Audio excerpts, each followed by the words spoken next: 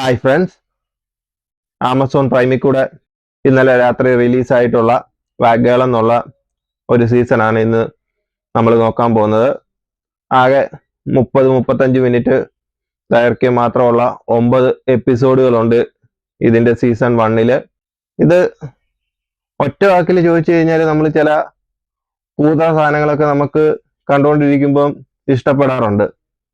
അതേപോലൊരു സാധനമാണ് ഈ സാധനം. വെബ് സീരീസ് ഓക്കെയാണ്, നമുക്ക് വലിയ കുഴപ്പമില്ലാതെ കണ്ടുകൊണ്ടിരിക്കാൻ പറ്റിയ ഒരു സാധനമാണ്. എനിക്ക് എൻ്റെ പേഴ്സണൽ അഭിപ്രായം പറയുകയാണെങ്കിൽ കണ്ടുകൊണ്ടിരുന്നപ്പം ബോറടിയോ കാര്യങ്ങളോ ഒന്നും അനുഭവപ്പെട്ടില്ല. കുറച്ച് ഫോർവേഡ് ചെയ്ത് വിട്ട് കഴിഞ്ഞാൽ കണ്ടു തീർക്കാൻ പറ്റിയ ലെങ്ത് കുറവായതുകൊണ്ടും കണ്ടു തീർക്കാൻ പറ്റിയ ഇത് മാത്രമായിട്ട് തോന്നി. അത്ര വാവുന്നൊന്നും പറയാൻ പറ്റുന്ന സാധനമൊന്നുമല്ല.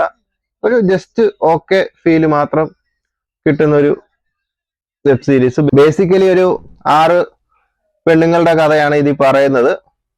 അതിൽ മെയിനായിട്ട് 2 ലീഡിങ് റോള് ക്യാരക്ടേഴ്സും ഉണ്ട്. വാക്ക് എന്ന് പറയുന്ന ഒരു LGBTQ ഡാൻസിനെ ബേസ് ചെയ്തിട്ടുള്ളൊരു സ്റ്റോറിയാണ്.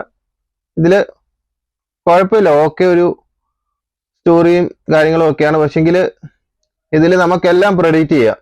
നമ്മൾ പ്രെഡിക്റ്റ് ചെയ്യുന്നതിൽ നിന്ന് 1 ഇഞ്ച് പോലും അങ്ങോട്ടോ ഇങ്ങോട്ടോ ഇതിൽ നിന്ന് മാറാൻ ചാൻസ് ഇല്ല.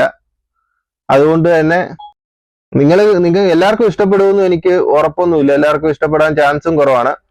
പിന്നെ ചില നമ്മൾ കൂതറ സീരിയലൊക്കെ ഇരുന്ന് കാണുമ്പം നമുക്ക് ഇഷ്ടപ്പെടാറില്ലയോ, അതേപോലെയാണ് എനിക്ക് ഫീൽ ആയത്. അങ്ങനെ ഒരു ഇത് സീസൺ 2 വേണ്ടിയിട്ട് ലീഡ് ചെയ്ത് പോകുന്നുണ്ട്. സീസൺ 1 തീരുന്ന രീതിയിലല്ല അവർ പ്ലാൻ ചെയ്തിരിക്കുന്നതും. എല്ലാം കൊണ്ടും നിങ്ങൾക്ക് ഒരു ഓക്കെ ഫീല് കിട്ടും എന്നുള്ളൊരു പ്രതീക്ഷയുണ്ട്. എനിക്ക് ഉറപ്പില്ല, എല്ലാവർക്കും ഇഷ്ടപ്പെടാൻ ചാൻസ് ഇല്ലെന്ന് ഞാൻ ആദ്യമേ പറഞ്ഞു.